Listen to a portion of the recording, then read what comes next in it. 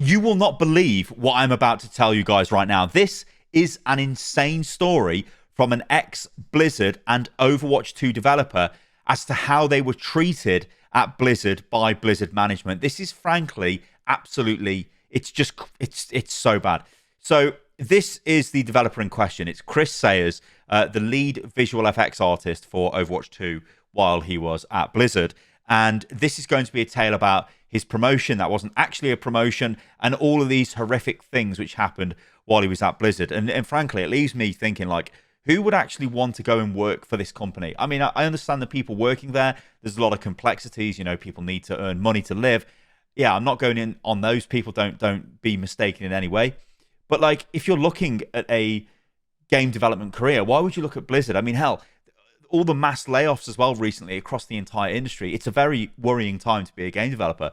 But yeah, this is Chris's reel, so we'll just play this as I'm just talking about this. There's a link in the video description below to this, so you can go and check out his art station.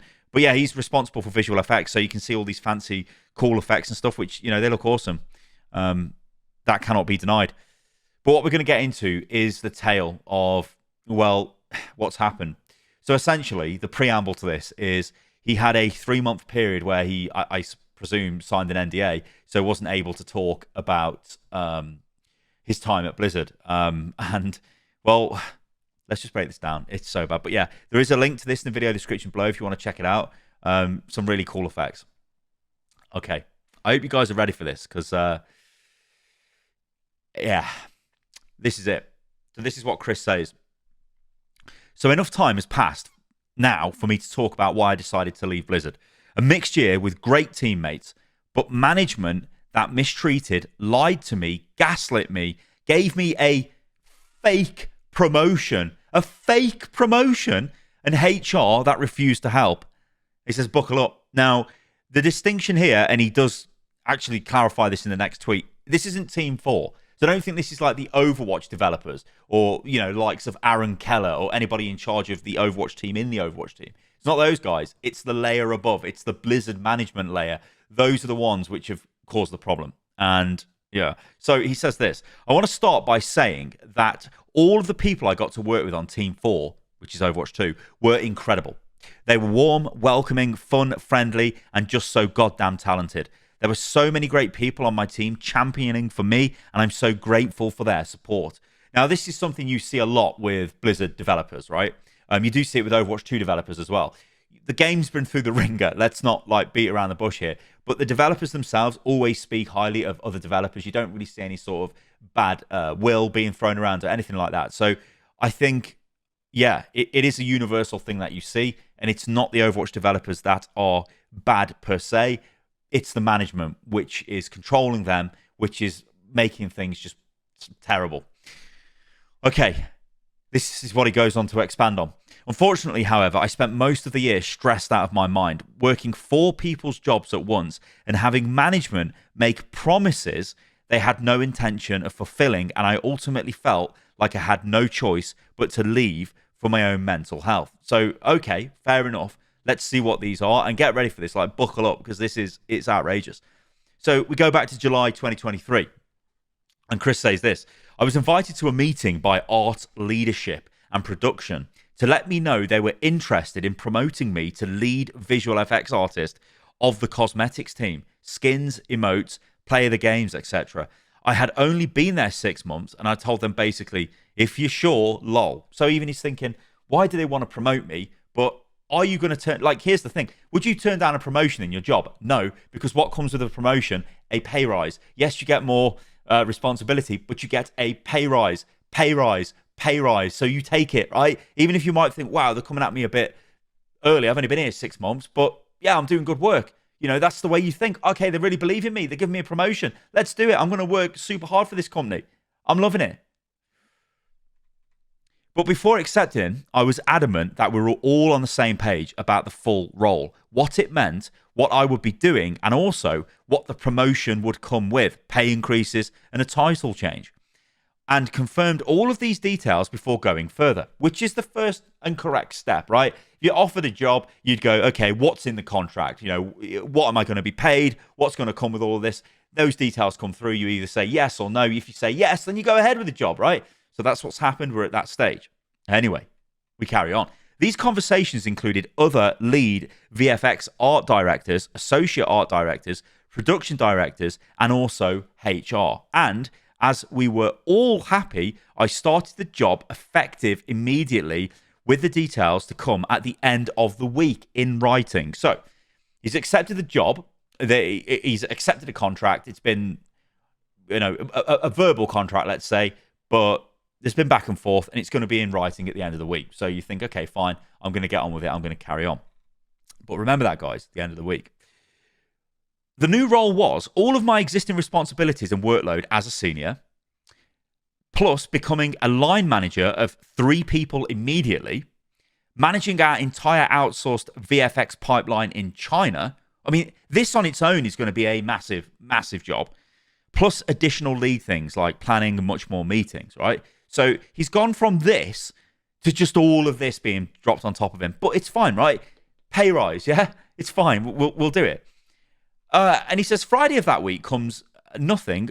Friday of that week comes nothing, but the production director does announce my promotion to lead to the whole team on Thursday. It's official. It's happening. The whole team knows. I even tweeted about it because I'm so excited. We're all Gucci. So still there's no contract, but the actual production director is going, yeah, welcome. You've been promoted. It's great. So you're literally, one of your bosses is telling you you've been promoted. So you're like, yeah, it's great. It's cool. You think you're promoted. So Chris goes over to Twitter and he drops this and he's like, they sent an email out at work announcing my promotion to the team, and everybody's being so nice and saying nice things, right? Great, cool, awesome time. Because you would react like this, right? Because it seems legitimate. On my first week as lead, my new manager tells me that we are going to have to fire one of my new reports because he won't RTO. Now, RTO's return to office. So this is what Chris says to this. He is waiting for a medical accommodation because he is a carer for his parents. And this is what Blizzard say. Laughing, by the way. This is how sickening this is. Laughing. Why would you laugh when there's this is horrible. We're not going to do that for a junior. So we don't care that this person has got to sort out medical accommodation because he's a carer for his parents. Nah, get him out of here. And it's your first week on the job. Get him out of here. You do our dirty work and get rid of him. So what happens is another lead on the team offers to deliver the news for me because it is my first week as lead. The new person and the person we are supposed to fire is one of my closest friends on the team. He is given until the end of the month to either relocate or leave. We're all distraught. So again, this is that thing of like, they come in, they kick the door down, and they just say, hey, you return to office or you're gone. Okay, what? So obviously this person ends up getting let go. So, well, actually, he doesn't confirm that, but I presume he does. Chris goes on to say, I'm now doing my senior role, my lead role, and now all the work that is this great that this great FX artist was doing. Well, so he has been fired, right? So he's now got to do his work as well. Then they refuse to hire an intern, another one of my reports who is incredibly talented and we all love. So I add all the work they were going to do to my plate. So he's getting more work dumped on top of him. Blizzard are not willing to bring in interns, additional hires, or anything. They're just like, no, deal with it. This isn't great. Another month goes by, and I have now sent an email or Slack message every other day to find out what is happening with the pay increase and title change. I'm told I have to wait until August because that's when all the promotions happen. But don't worry, it's still happening. It's like, don't worry, it's still happening. It's not happening though. This is the horrific comedy of all of this. Chris then says, then I discover that, I best not click that because it's going to do that. Hang on, let's get back to it.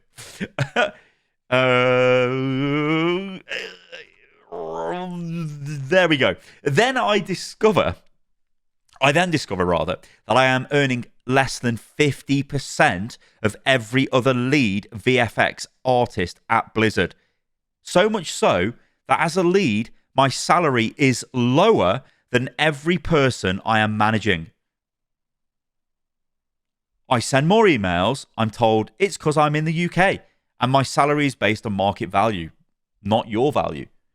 Now, this is the thing. if you ever look at tech salaries, especially in California, this is literally the highest paid place ever for tech salaries. There'll be a lot. You can even go on the Blizzard careers website and you can find jobs. In fact, let me do that. Let me just do that as I just fill. I'll just do. I'm not even going to edit this out of the video. I'm just going to leave it in. But you can go on the Blizzard careers website, and what they've done is they now, because of a ruling by an authority in California, they have to actually tell you what the what the salary is, or they give you a salary range. So let's have a look. Make sure I've just got this up correctly. Okay, here we go. So we're on Blizzard's website here, and I've got a senior game producer open here, and this one is a department operations manager art on the Diablo franchise. Right, so it should tell us towards the bottom what they're So it says this. Look, there's their annual salary. So it says in the US, the standard base pay range for this role is $87,000 to $161,000. Yeah, so obviously we're talking about a lot of money here, and this one here is senior game producer, art cosmetics, Overwatch 2. Okay, and this one is, if we go down to the bottom, it's more. Look, so it's $97,000 a year to $179,000. So with that info in mind, right, that's based on the average locations in the US. It's not based on other countries. Now, the UK pays a lot less in tech jobs. So they've obviously pulled the wool over Chris's eyes here and gone, yeah, we're paying you okay for your region, but not for what we're actually paying for your role within our company. And that is terrible, especially when it's, I mean, I get it's a business, right? And if you're willing to accept a certain amount of money, they're just going to pay it, right? If you're not aware of what other people are getting paid, again, maybe that should have been looked into a bit more. But what I don't understand is this, like, Blizzard should just be paying a standard rate, surely. If you want the best people, you're paying them a good rate, yeah? Can you imagine working on a team if you were meant to be in charge of that team, but everybody who's like you're more senior than are getting paid more money than you? That's not a very good power dynamic in that team. This is just terrible, right? It's terrible in every single way. I mean, it's horrible. It goes on to say, I ask HR if they think that it is ethically okay to pay me less than 50% of every person for doing the same job. They tell me, why would we pay you more than we have to? That doesn't make any business sense. Right. So again, that's the totally cold response you'd expect from business. Yeah. I realize I'm talking to a person who doesn't give a shit about people. And no, businesses don't. See, this is the great irony of, I'm just going to go straight in. Fuck it. Let's go in on Blizzard. Blizzard's a cult, right? And it has been for a while. Everyone I've spoken to who's left Blizzard are like so indoctrinated into the Blizzard way of thinking. Like they walk around with Blizzard t-shirts on, Blizzard logos on. Their family probably work at Blizzard. They've probably got girlfriends, boyfriends, wives, husbands, whatever from Blizzard. Yeah. Their friend circle is all Blizzard. They become Blizzard. It's just part of them. It becomes their identity. When they're ripped away from this, yeah, and I've seen this happen to people I would call friends, yeah, or at least people I've had friendly interactions with, they are crushed. They are crushed for a long, long time because that's how Blizzard is set up, yeah? Let's build an environment. It sounds heavy using words like indoctrinate, but let's do that to people. Let's push them and get them in the Blizzard way of thinking, and that's what they do to people. I don't know whether this still goes on now to any capacity. I'm sure it does. But back in the day, it was like, we're Blizzard, we're rock stars. If you're talking to us, then you should feel privileged, sort of thing. I've been at events where you'd see developers walking around like they were kings of the world. You know what I mean? It's like, I'm a dev, do you know who I am, sort of thing. Crazy. Honestly, crazy stuff, but whatever. The reality is, the companies do not give a shit about you, and they never will. And these developers who get this loyalty drilled into them think that they cannot leave Blizzard. They must work there all the time. They'll accept lower pays. They'll accept this. They'll accept that. Those times are gone now, though. And no, always get what you're worth. If there is another job and it's paying more money, take that goddamn job. Future you will be happy. I'm telling you. It's like advice off Boomer Stye. What the hell? Anyway, yeah. This is the reality of these companies. They don't care about any of their staff. They view them all as replaceable. They do not care at all. I mean, hell, look what has just happened to Blizzard, right? They literally fired like nearly 1,900 people across Activision and Blizzard, essentially. Yeah, there were other studios involved that Microsoft owned, but effectively Blizzard took the hit. Overwatch team literally had its PvE team just deleted. You think it would make more sense to push those people onto other projects, not just remove them because they've got experience, yeah? Yeah, so what if the PvE was not great? You don't just fire them. You get them and say, right, you've got these skills. You've got this skill set. Maybe you're good at managing people. You're good at working with development pipelines, whatever. Let's put you on a different project. No, they've just got rid of them. It makes no sense. Anyway, Another month passes and I get to August and it turns out, no, it's actually September now for some reason. But I don't. But don't worry, it's coming. It's definitely a promotion and it's definitely a pay increase. He continued to be overworked and exhausted, but hopeful, and says that he was a fool. But you're not though. Thing is, Chris, you're not a fool because I know you were in that environment, and this is what they do to you. This is what Blizzard do to you. He goes on to say, another few weeks pass, and it's getting to 3 months being a lead. So I send an email out to everyone, directors, vice presidents, HR, leads, you name it, telling them that if there is no written information by September the 1st, I will stop doing the role immediately. So now he's like, right, ultimatum time. I'm not sitting here in limbo. I want answers. Suddenly, people have got something to say. This entire time, HR have not responded once, and they finally reply to inviting me for a quick call. It's in this call that HR asks me, what promotion? I have no idea what you're talking about. I'm sorry, what? I'm sorry, what? I'm actually sorry, what? So then he raises a formal complaint, which you would do because you've literally been working for months and doing a role that you're not actually going to be promoted to, even though they said you were, and they've announced it to everyone. What is going on here? I had months of messages, emails that I sent to HR to explain what I was talking about, and they finally reply with, you seem to be confused. There is no promotion. Leadership is a lateral move. Fuck off. It's just a change of responsibilities. There is no pay increase. In what world? Leadership, it's more responsibilities. It's more pay because it's more stress. It's not a lateral move. This is outrageous. Honestly, it's outrageous. So Chris was livid, and you would be, and asks what any normal fucking rational human would. Why would anybody want that promotion then? Which obviously they then did the old, I can see you're frustrated. I can see how you misinterpreted this. The classic, we hear you.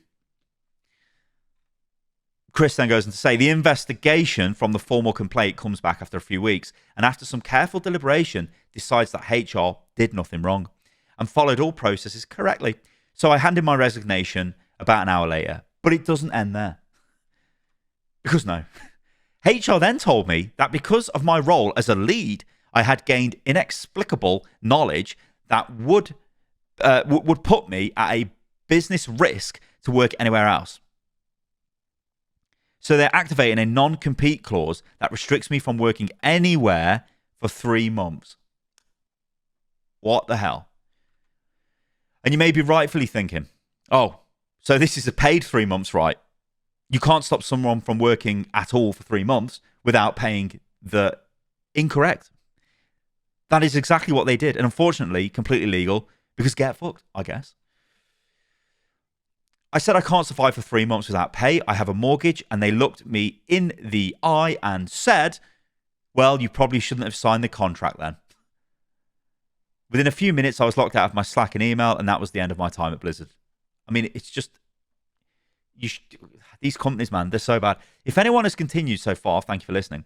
I don't know what the point of this is. The point of this is, Chris, is these stories need to be told. Like we don't know what goes on at Blizzard. You know, we don't know what goes on in the game industry at large. These are great sort of peeling back the curtain moments, and we need these because these are games that we play, and we don't want people working in environments like this. It's fucking terrible. This should be out there. So this is don't ever say I don't know what the point of this is. The point of this is great. The point of this is getting it out there, and that's what it needs to be. I don't know what the point of this is, but I needed to get it off my chest. Blizzard had every opportunity to do the right thing, and they continually failed at that.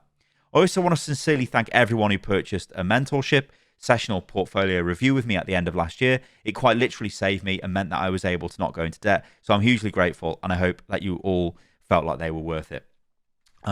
This also is another dev that was recently let go from Blizzard.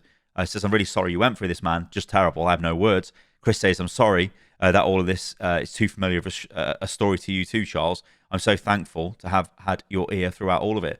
And there's a bunch of other, like, you know, he goes on responding to people, and it's, honestly, it's a lot to take in. This is a lot to take in. It is just like, it's wild to me that this is happening. You know, and it's also wild to me is when you think of the people that get into, you know, I'm not going to name people, but I've spoke to people who have straight up said to me, I work in the games industry because it is my passion. And it was my passion to work at Blizzard, and I really wanted to work on X game or Y game. Not necessarily Overwatch, but games at Blizzard. And I know I can get a hell of a lot more money if I go and work in a completely different sector, whether that's like financial sector or whatever, right? But no, I want to work at Blizzard, right? I want to build things. I want to be proud of my work. Because, there is an element to when you work on stuff, being proud of it does give you fulfillment, yeah? If you're just going in and working, let's say you want to be a game developer, yeah? You want to work on Overwatch, right? Awesome stuff, you're building a game. But actually, you can get paid 50% more money if you go and work for some financial analytics data company. Well, that's probably boring as hell, yeah? It's not going to be, you're not going to be waking up in the morning like, oh, I can't wait to do this report. No, but you would be waking up in the morning at Blizzard going, I can't wait to carry on working on the next hero. It's going to be sick, right? And you sort of take that pay hit. But the thing is now, don't. These companies they're terrible. Like, the more I hear about this company, the more it's just crazy. And this story from Chris, I honestly couldn't believe it when I was reading it. I thought, yeah, I knew things were probably quite bad at Blizzard, but like this, I don't know. But we've got to remember here, there is a distinction to be made. This isn't the Overwatch team. This isn't the likes of your Aaron Keller and those people doing this. This is people from Blizzard, yeah? It's the management layer at Blizzard. And this was at a time where Bobby Kotick was in charge of the company. We, again, naively thought, oh, well, things will change with Microsoft. First thing Microsoft do is turn up at the campus and go, hey, I'm Phil Spencer, everything's great. The devs are like, well, yeah, awesome stuff, Phil's here, good stuff. Thousands of them are out, they're having a barbecue, whatever. 3 months later, oh, yeah, well, we've decided we're going to get rid of all these people. And it's not just duplicate departments, because there's a lot of people saying things like that. Oh, it's just, you don't need Blizzard HR if you've got Microsoft HR, because Microsoft HR can do it. Get rid of the Blizzard HR. No, it was actual devs who were getting thrown out the door. It was cutting down of teams. It was slicing teams to the bone. It was shocking, right? Nobody expected that, really. Maybe we should have done, because that's generally what happens when mergers happen. This is a massive merger, and it's more of the same, it feels like. So I don't know. I just want to end this video with this. I will be gratefully eternal, or eternally grateful, I should say, to everybody who's worked on Overwatch. And if you have produced anything, you've got to be proud of what you've done, right? This is one of the most recognizable games in the world. And it was, for a time, the biggest game in the world, way back in the day. There are stories of developers who like maybe fell in love with the original Overwatch, and that's what started their career. That's what made them go, you know what? I'm gonna learn this at university. I'm gonna become, a concept artist. I'm gonna become an engineer of some description, and I'm gonna work on Overwatch. And look, I've made it. I'm working on Overwatch. I can't believe it. And it turns out they work in this place which is just not what it looks like. So it's so shocking to me. But yeah, do go and check Chris out. There's links in the video description below. He does have a job though, so there is light at the end of the tunnel, shall we say.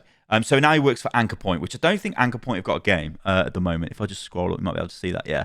Anchor Point Studios is a NetEase game studio founded by industry veterans with a passion for creating immersive and engaging action-adventure games. So yeah, I mean, he gets the chance to get in on the ground floor of a new game.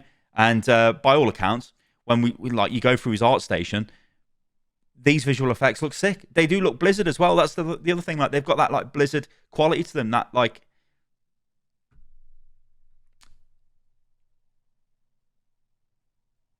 yeah.